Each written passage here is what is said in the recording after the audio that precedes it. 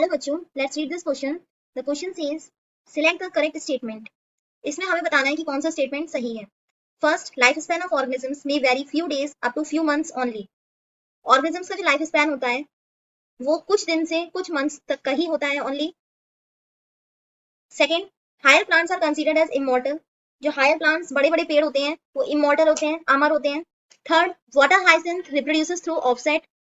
Water hyacinth offset से reproduce होता है। Or is it fourth, leaf buds of ginger? So the key concept is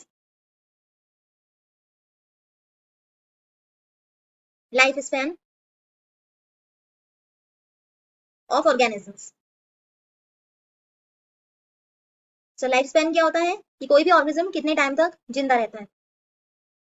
So first statement में कहा है that lifespan of organisms may vary from few days up to few months only. So this statement is incorrect because lifespan कैसे vary करता है। कुछ organisms का few days even few hours तक भी होता है and some organisms can live up to many years. बहुत टाइम तक जिंदा रह सकते हैं, इवन सेंचुरीज तक भी रह सकते हैं। जैसे बहुत सारे प्लांट्स होते हैं, पीपल है एंड ऑर्गेनिजम्स लाइक पैरट है, तो इनका लाइफ स्पैन बेसिकली ज्यादा ही होता है। किसी किसी का तो 120 ईयर्स या उससे ज्यादा भी हो सकता है। सो फर्स्ट स्टेटमेंट इनकरेक्ट है।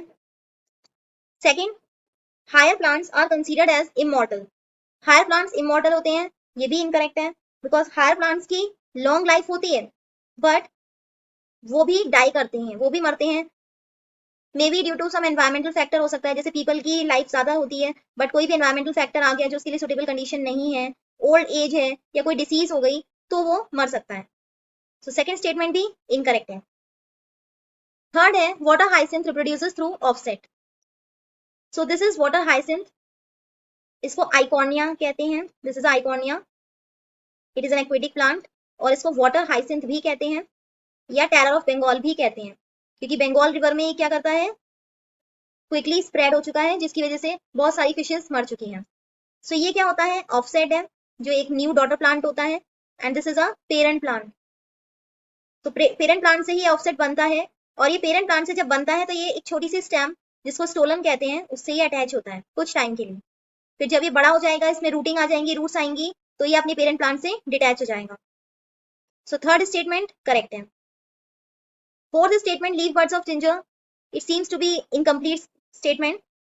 So the final answer is C. Water hyacinth reproduces through offset. Hope you understood it well. Best of luck.